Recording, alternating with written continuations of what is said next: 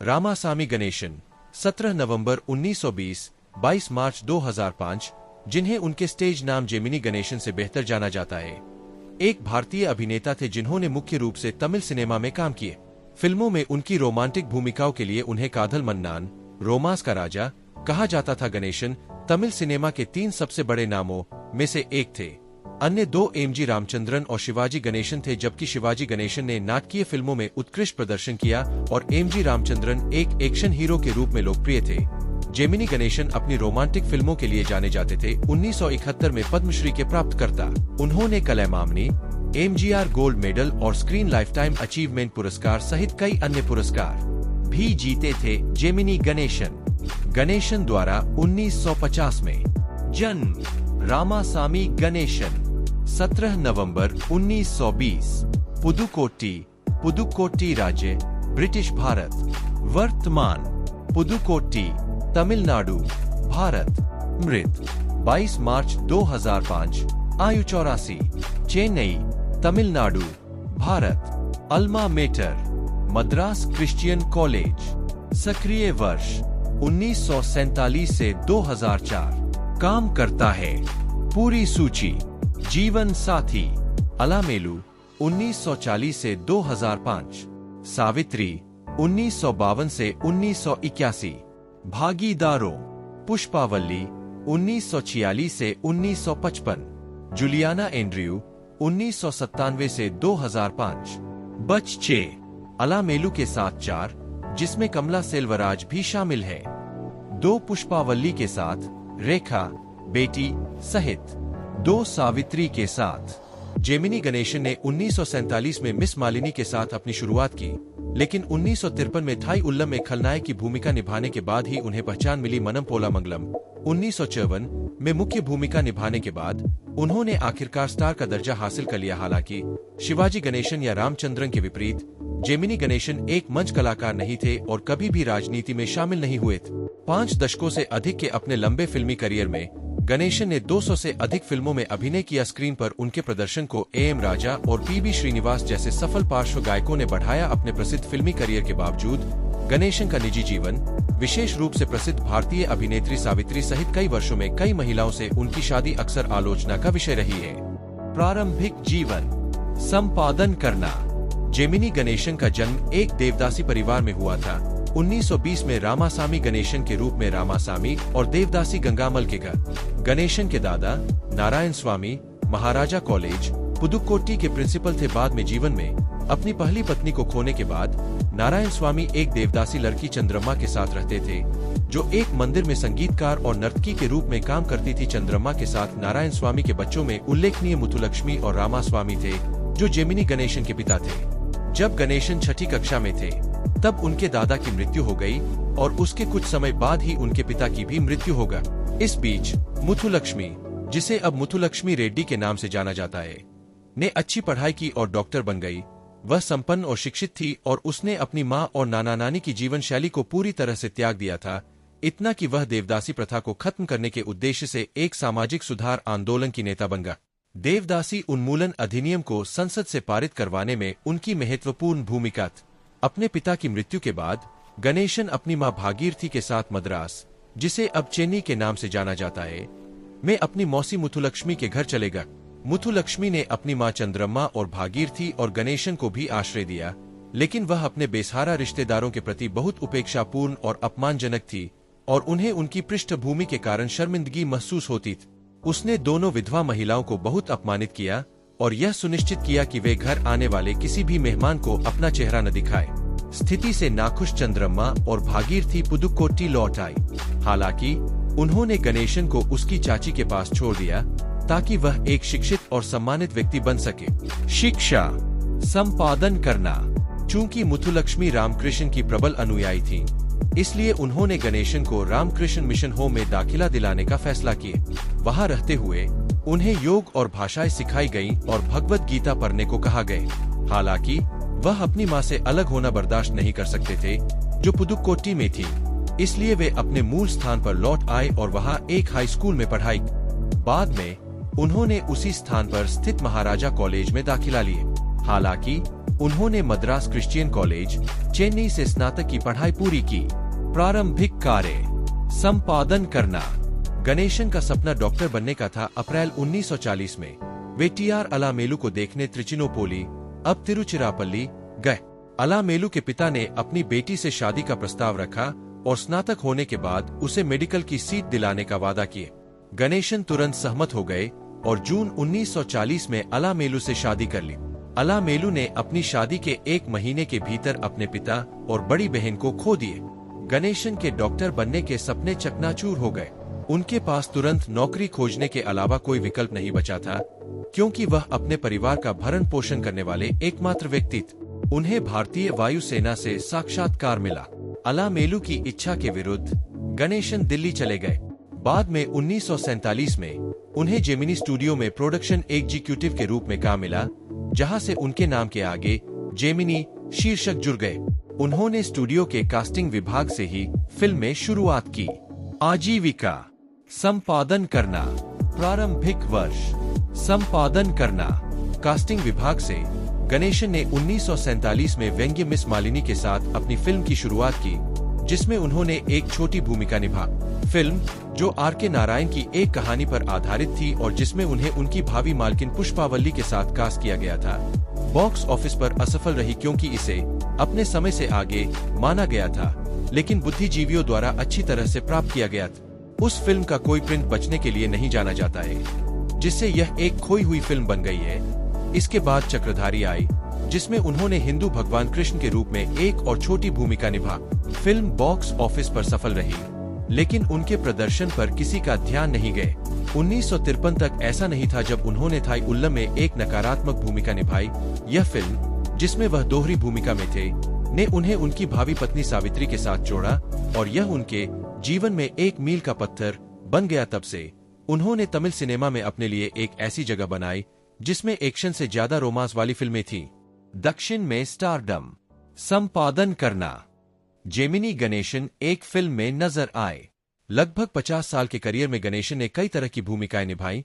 माया बाजार 1957 में अभिमन्यु से लेकर कपलोटिया थमिझन, 1961 में प्रतिरोध सेनानी मत्सामी और पेन्निन पेरुमई, 1960 तक उन्होंने एक गैरमुखर मूर्ख को एक अच्छे इंसान में रूपांतरित करने की भूमिका निभा। गणेशन ने कलाथुर कन्नम्मा 1959 में भी अभिनय किया, जो कमल हासन की भी पहली फिल्म थी, जो बाद में तमिल सिनेमा के अग्रणी अभिनेताओं में से एक बन गया। इस फिल्म ने 1961 में तीसरी सर्वश्रेष्ठ फीचर फिल्म का सर्टिफिकेट ऑफ मेरिट जीता। गणेशन ने शिवाजी गणेशन के साथ वीर पांड्या कट्टाबोम्मन 1959 में भी अभिनय किए। फिल्म को 1960 में एफ्रो एशियन फिल्म फेस्टिवल के लिए चुना गया था। इसे 1960 में जेमिनी गणेशन की कल्याण परिसु के साथ राष्ट्रीय फिल्म पुरस्कार के लिए भी नामांकित किया गया था, लेकिन दोनों भागा पिरिविनाई से हार गए। रूरिटानियन रोमांस फिल्म वंजी कोटी वलीबन 1958 एक उच्च बजट की फिल्म थी और बहुत प्रचार के कारण बड़ी व्यावसायिक सफलता बन गई। ऐतिहासिक फिक्शन फिल्म पार्थिबन कन्वू 1960 ने सर्वश्रेष्ठ फीचर फिल्म के लिए राष्ट्रपति का रजत पदक जीता, लेकिन व्यावसायिक रूप से असफल रही। 1958 में एम.जी. रामचंद्रन ने उन्हें अपने दूसरे निर्देशन उद्यम पोनियन सेल्वन के लिए बुक किया था। कल्कि कृष्णमूर्ति की पोनियन सेल्वन के पहले स्क्रीन रूपांतरणों में से एक। इस फिल्म में वैजयंतीमाला, सावित्री, पद्मिनी, सरोजा देवी, एम.एन. राजम और नागेश जैसे कलाकारों की एक बड़ी टोली थी। फिल्म में उन्हें अरुलमोझी वर्मन की भूमिका दी गई थी। हालांकि 1958 के मध्य में अज्ञात कारणों से फिल्म को बंद कर दिया गया था। गणेशन की 1961 की फिल्म थे नीलावू, जम्मू और कश्मीर में बड़े पैमाने पर शूट की जाने वाली पहली तमिल फिल्म थी और बॉक्स ऑफिस पर बड़ी सफलता हासिल की। उन्होंने मुगरसी 1966 में प्रतिद्वंद्वी अभिनेता एम.जी. रामचंद्रन के साथ सह-अभिनय किया, जो उनकी एक साथ एकमात्र फिल्म थी। कोंजुम सलांगी 1962, जिसमें गणेशन सावित्री के साथ थे, भारत के बाहर विभिन्न देशों में रिलीज हुई थी, जिसमें 22 से अधिक भाषाओं में उपशीर्षक थे और यह पोलैंड में डब संस्करण में रिलीज होने वाली पहली तमिल फिल्म भी थी। गणेशन ने नान अवन इल्लई 1974 का निर्माण किया, जिसमें उन्होंने एक महिलावादी की भूमिका निभा। के बालचंदर द्वारा निर्देशित इस फिल्म ने गणेशन के प्रदर्शन के लिए आलोचनात्मक प्रशंसा हासिल की। उनकी अन्य ज्ञात कृतियों में मिसियाम्मा, स्कूल मास्टर, कनावने कंकंडा देवम, मींडा सोरगम, शांति निलयम, वाजकी पदागु, कर्पगम, रामू, थमराई नेंजाम और पुन्नागी शामिल है। गणेशन ने अंजलि देवी, पुष्पावल्ली, पद्मिनी, वैजयंतीमाला, सावित्री, देविका, विजय कुमारी, सरोजा देवी, राजश्री, कंचना, जयंती, के.आर. विजया, भारती और जयललिता जैसी कई प्रमुख अभिनेत्रियों के साथ जोड़ी बनाई थी। बॉलीवुड करियर संपादन करना। जेमिनी गणेशन ने कुछ हिंदी फिल्मों में अभिनय किया, जिनमें से अधिकांश उनकी तमिल फिल्मों की रीमेक थी। उन्होंने अपनी तमिल फिल्म कन्वने कंकंडा देवम के हिंदी संस्करण देवता में मुख्य भूमिका निभाई। मिसियम्मा की रीमेक मिस मैरी 1957, जो उस वर्ष की सबसे बड़ी भारतीय हिट फिल्मों में से एक बन गई। उन्होंने रुरिटानियन महाकाव्य फिल्म राज तिलक 1958 में भी अभिनय किया, जो उनके अपने वंजिकोटी वलिबन पर आधारित थी। यह बॉक्स ऑफिस पर असफल रही। अपनी रिलीज के एक हफ्ते के भीतर ही बंद हो गई। बाद में वे अपने स्वयं के कल्याण परिसु के हिंदी रीमेक नजराना 1961 में अतिथि भूमिका में दिखाई दिए। हालांकि फिल्म एक औसत कमाई करने वाली फिल्म थी, यह साल की 12वीं सबसे ज्यादा कमाई करने वाली फिल्म थी। बाद के वर्षों में संपादन करना। बाद में अपने करियर में गणेशन ने चरित्र भूमिकाएं निभानी शुरू कर दी, जिनमें सबसे उल्लेखनीय है तेलुगु फिल्म रुद्रवीणा 1988, इसकी तमिल रीमेक उन्नल मुडियुम थंबी 1988 और अव्वै शनमुगी 1996, जिसमें उन्होंने एक बूढ़े व्यक्ति की भूमिका निभाई थी जो मुख्य पात्र के लिए तरस रहा था, जो उसके वास्तविक लिंग से अनजान था। अपने अभिनय करियर के अंत के करीब उन्होंने मुख्य रूप से टेलीविजन धारावाहिकों में अभिनय करना चुना, जिनमें सबसे उल्लेखनीय कृष्णदासी थी। गणेशन में टुकुड़ी 1996, काल मेल्लम कदल वाजगा 1997, थोडारम 1998 में भी दिखाई दिए और उनकी आखिरी प्रमुख भूमिका उसी वर्ष नाम इरुवर नमक्कू इरुवर में आई। अन्य कार्य संपादन करना। शिवाजी गणेशन और एमजी रामचंद्रन के विपरीत जेमिनी गणेशन मूल रूप से एक थिएटर अभिनेता नहीं थे। इस प्रकार उनका अभिनय ताजगी से भरा विश्वसनीय था। हालांकि उन्होंने प्रशंसकों के साथ सौहार्दपूर्ण तरीके से बातचीत की, लेकिन उन्होंने फैन क्लबों को बढ़ावा देने से परहेज किए। गणेशन ने राजनीति से दूरी बना ली, यहाँ तक कि राजीव गांधी द्वारा राज्यसभा सांसद की पेशकश को ठुकरा दिया। एकमात्र समय जब उन्होंने मुश्किल से राजनीति का रुख किया वह 1963 में था, जब उन्होंने एट्टायपुरम में सुब्रमण्यम भारती के लिए एक समारोह आयोजित किया था। अभिनय के अलावा गणेशन एक व्यवसायी भी थे और उन्होंने रियल एस्टेट और संपत्ति विकास में भारी निवेश किया था। वे टेनिस, गोल्फ और बैडमिंटन जैसे विभिन्न खेलों में कुशल थे और अपने कॉलेज की क्रिकेट टीम के कप्तान थे। गणेशन ने फिल्म इधाया मलार 1976 का निर्देशन भी किया था। प्रशंसा और आलोचना। संपादन करना। जेमिनी गणेशन को अभिनय में उनकी बहुमुखी प्रतिभा के लिए व्यापक रूप से सराहा गया है। उन्होंने भूमिकाओं की एक विस्तृत श्रृंखला निभाई है। वह सावित्री के साथ अपने सर्वश्रेष्ठ रूप में थे, जिसके साथ उन्होंने कई सफल फिल्मों में अभिनय किया था। फरवरी 2006 में दयानिधि मारन ने अभिनेता का एक स्मारक डाक टिकट जारी किया था, जिसे उन्होंने एक बहुआयामी व्यक्तित्व के रूप में वर्णित किया था, जिसने कर्नाटक संगीत, पढ़ने, योग और कविता में गहरी रुचि दिखाई थी। उन्हें प्रमुख तमिल अभिनेता कमल हासन को कलाथुर कन्नम्मा से परिचित कराने का श्रेय भी दिया जाता है, जहां बाद में एक बाल कलाकार थे। गणेशन ने कुआलालंपुर में एक विश्व तमिल सम्मेलन में भी भाग लिया, विशेष रूप से इसलिए क्योंकि उन्हें तमिल भाषा से प्यार था। राजनीतिज्ञ एम करुणानिधि के अनुसार अभिनेता ने सुधारक की मानसिकता विकसित की थी, क्योंकि उनका पालन पोषण उनकी चाची मुथुलक्ष्मी रेड्डी ने किया था, जिन्होंने देवदासी प्रथा के उन्मूलन के लिए लड़ाई लड़ी थी। निर्देशक के बालाचंदर ने गणेशन को निर्देशक की खुशी कहा और कहा कि उन्हें नायक के रूप में रखने का लाभ यह था कि वे निर्देशक की क्षमताओं के बारे में आश्वस्त थे। वे इसे निर्देशक पर छोड़ देते थे और हस्तक्षेप नहीं करते थे। गीतकार वैरामुथु ने कहा, जेमिनी गणेशन किसी से ईर्ष्या नहीं करते थे और उन्होंने कई अभिनेताओं को निर्माताओं और निर्देशकों के पास सिफारिश करके बढ़ावा दिया। अपने समय में तमिल सिनेमा के सबसे सफल अभिनेताओं में से एक होने के बावजूद जेमिनी गणेशन की एक ही तरह के चित्रण में सीमित होने के लिए आलोचना की गई, क्योंकि उनकी अधिकांश फिल्में विशिष्ट लड़का लड़की से मिलता है। रोमांटिक फिल्में थी। बेटी रेखा के साथ उनके शत्रुतापूर्ण संबंधों की भी आलोचना की गई। उन्होंने रेखा के बचपन के दौरान उनके पितृत्व को स्वीकार नहीं किए।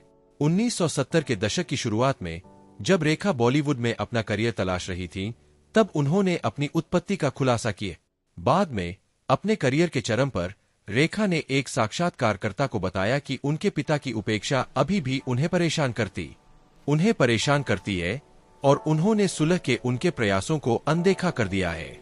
वह 2005 में अपने पिता के अंतिम संस्कार में भी शामिल नहीं हुई। व्यक्तिगत जीवन संपादन करना। जेमिनी गणेशन ने 19 साल की उम्र में अलामेलू से शादी की, जिसके साथ वे रहते थे और जिसे वे प्यार से बॉबजी कहते थे। बाद में उन्होंने अपनी पहली पत्नी से विवाहित रहते हुए सावित्री से शादी कर ली। उनके अन्य संबंध भी थे। अलामेलू और गणेशन की 4 बेटियां हैं।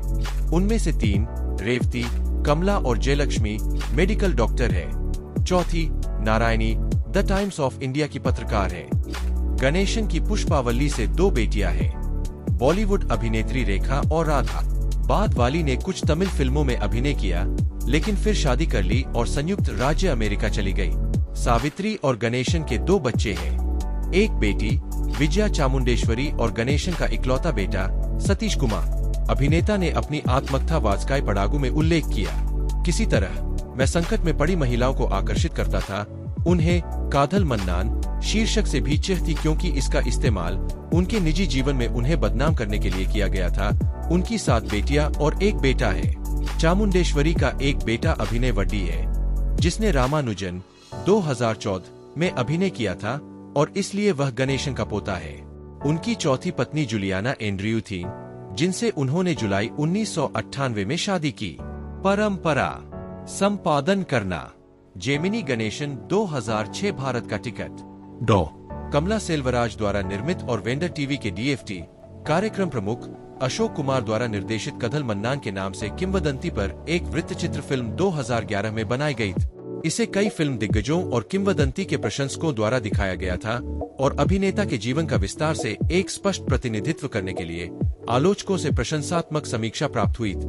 प्रतिक्रिया के बाद उसी वर्ष फिल्म का एक DVD संस्करण जारी किया गया था। 2010 के मध्य में अभिनेता के बारे में 3 फिल्में बनाई गई। ओडम इलावर्सु की रोमांटिक कॉमेडी जेमिनी गणेशम सुरुली राजानम 2017-2015 में शुरू हुई और इसमें मुख्य किरदार को एक ऐसे व्यक्ति के रूप में दिखाया गया जो एक ही समय में कई महिलाओं के प्यार में पड़ जाता है। मुथु कुमार की कधल मन्नान 2018 को शुरू में जेमिनी गणेशन नाम दिया गया था। इसके अलावा अभिनेत्री सावित्री की एक आधिकारिक बायोपिक निर्देशक नाग अश्विन ने तेलुगु में महांती के रूप में बनाई थी। दुलकर सलमान को गणेशन के रूप में लिया गया था और अश्विन ने खुलासा किया कि जेमिनी गणेशन का उनका चित्रण शारीरिक समानता से परे होगा, ताकि चरित्र के भावनात्मक पक्ष को बेहतर ढंग से दर्शाया जा सके। मौत संपादन करना।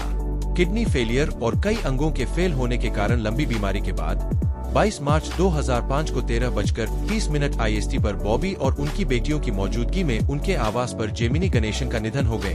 उनका अंतिम संस्कार पूरे राजकीय सम्मान के साथ किया गया। तमिलनाडु के मुख्यमंत्रियों एम करुणानिधि और जयललिता सहित प्रमुख हस्तियों ने दिग्गज अभिनेता को अंतिम श्रद्धांजलि दी। गणेशन के अंतिम संस्कार में उनकी अलग रह रही बेटी रेखा शामिल नहीं हुई, जो उस समय हिमाचल प्रदेश में एक फिल्म की शूटिंग कर रही थी। पुरस्कार संपादन करना। वर्ष पुरस्कार पतली परत परिणाम संदर्भ 1970 सर्वश्रेष्ठ अभिनेता के लिए तमिलनाडु राज्य फिल्म पुरस्कार काव्या थलाइवी जीत गया।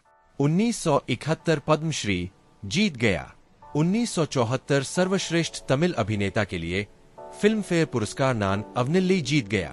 1990 तमिलनाडु राज्य फिल्म मानद पुरस्कार MGR पुरस्कार जीत गया। 1993 फिल्म फेयर लाइफटाइम अचीवमेंट पुरस्कार दक्षिण जीत गया। MGR स्वर्ण पदक जीत गया। स्क्रीन लाइफटाइम अचीवमेंट पुरस्कार जीत गया। कलाई मामनी पुरस्कार जीत गया। वर्ष पतली परत भूमिका notes 1947 miss Malini, 1952 Thai उल्लम, 1953 मनमपोल Mangalam, 1953 a wire अतिथि भूमिका, 1955 गुण सुंदरी, 1955 वल्लियन सेल्वन, 1956 पेनिन पेरुमाई, 1956 कालम मारी पोचू, 1957 माया बाजार केवल तमिल संस्करण में प्रदर्शित, 1957 Miss Mary Arun Hindi film, 1957 Yaar Paiyan Sundar Rajan, 1958 Vanjikottai Valiban, 1958 Raj Tilak Hindi film, 1959 Veera Pandiya Katta Bomman, 1959 कल्याण परिसु, 1959 नल्ला थीरपू, 1960 कलथुर कन्नम्मा, 1960 पार्थिबन कन्वू, 1961 कपलोटिया तमिलझन, 1961 पंगालीगल, 1961 पसामलार, 1961 पावामन निप्पू, 1961 फिर निलावू, 1962 कथिरुंथा कंगाल, 1966 अन्नाविन आसाई, 1966 रामू, 1969 शांति निलयम, 1970 काव्या थलाइवी सर्वश्रेष्ठ अभिनेता के लिए तमिलनाडु राज्य फिल्म पुरस्कार, 1973 यीशु मलयालम फिल्म, 1974 नान अवन इल्लई इसके अलावा निर्माता भी रहे। सर्वश्रेष्ठ तमिल अभिनेता के लिए फिल्म फेयर पुरस्कार, 1978 श्री कांची कामाक्षी, 1988 रुद्रवीणा तेलुगु फिल्म, 1988 उन्नाल मुडियुम थंबी, 1996 मेट्टुकुडी, 1996 अव्वाई शानमुगी।